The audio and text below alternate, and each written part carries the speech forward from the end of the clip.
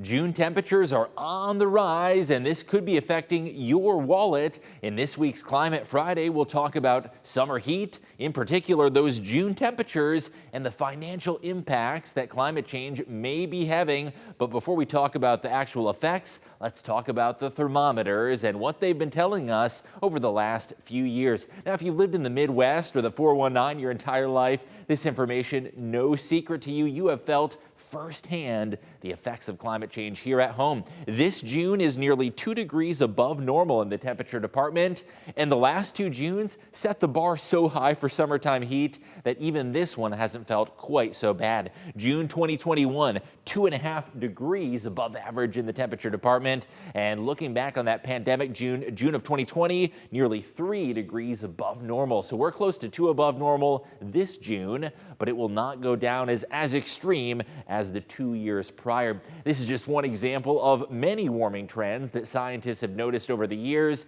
And what really sticks out this June that you may remember is that triple-digit day. We hit 100 degrees, and an average high temperature for the month of June is only 83. That 100-degree day undoubtedly helped skyrocket and raise up our average for the month. So those are the temperatures, and that's what the thermometer data has been telling us as climate scientists. Now, looking at the relationship between summer heat and the air conditioning in the Midwest, you're no stranger to that AC and electric bill, especially this time of year. But due to the uptick in temperatures, that's having an effect on how much you are paying every month. 48% of household energy use is responsible for the heat and AC, and that's a pretty big portion. Nearly half of household energy comes from either keeping your house hot during the winter or cool during the summer, as you're likely doing right now. So we're going to talk about some of the impacts of that and changes that you might notice to your energy bill. Now, degree day, that's a term that you might be familiar with from looking at that electricity bill. It compares the outside temperature versus a standard, and usually 65 degrees is the standard that is chosen. So if the temperature is above 65, you add those degree days up, and it's a nice way of measuring, well, how is the weather affecting how much you are paying, and you can even compare those degree days from last summer or the summer before to see how that has changed over the years. Let's give an example here. Let's say that in the month of June or July, the daily average temp is 85. That would be 20-degree days, because once again, that 65-degree mark, that is the standard for degree days. So 20-degree days out of that, and the more degree days, the more your house has to work to keep itself cool due to the extreme summertime heat.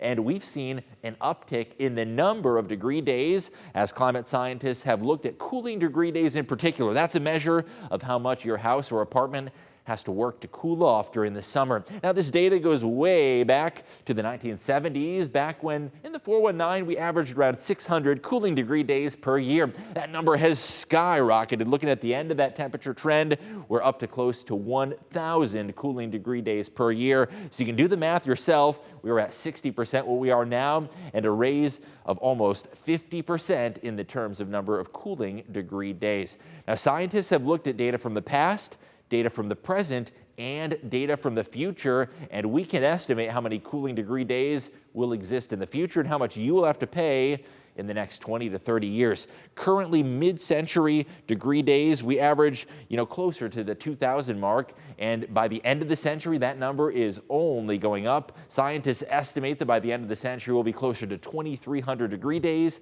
and that means more expensive electricity bills. Now, to make matters worse, due to the warmer temperatures, more people are cranking up the AC. In fact, currently in use, 3.6 billion air conditioning units across the world, and that number is expected to go way up, especially in areas that have unusually hot weather, like the South and the desert Southwest. Estimated by 2050, that number is going to triple to 9.5 billion AC units. Now, that has changed so much over the years. In fact, many of you may remember that growing up, having air conditioning was something that was more of a luxury. It's something now that many folks do take for granted. 1 in 400 Americans had air conditioning back in the 1930s, and that number has changed oh so much. Now we've got 3.6 billion in use, and even in the 90s, 1990, there were only 400 million AC units compared to back in the 30s, only 1 in 400 Americans had an air conditioning unit.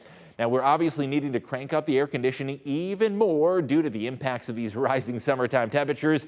I'm sure you've had to turn on the AC so many times this summer due to that warm weather in June. Now, there's a sort of paradox here with the rising temperatures. Due to the warming weather, we turn on the air conditioning more. Of course we do. It's comfortable, it's cool, it lowers the humidity. However, those air conditioning units themselves, those emit greenhouse gases, and that makes matters worse. The AC units contribute to emissions, and in return, we see more warming, and that takes us back to square one as we have this echo effect. Warming leads to more air conditioning, and in turn, more emissions and more warming. In the coming weeks, we'll talk about specific actions you can take as a viewer to save money on your air conditioning bill and also reduce the emissions and the impacts of those AC units. Because after all, it is summer in the Midwest. It's going to get hot, and we need to crank up the air conditioning unit. So stay tuned for next week's installment of Climate Friday newsletter, and stay tuned to WTOL 11 for the very latest on weather and climate that may impact you.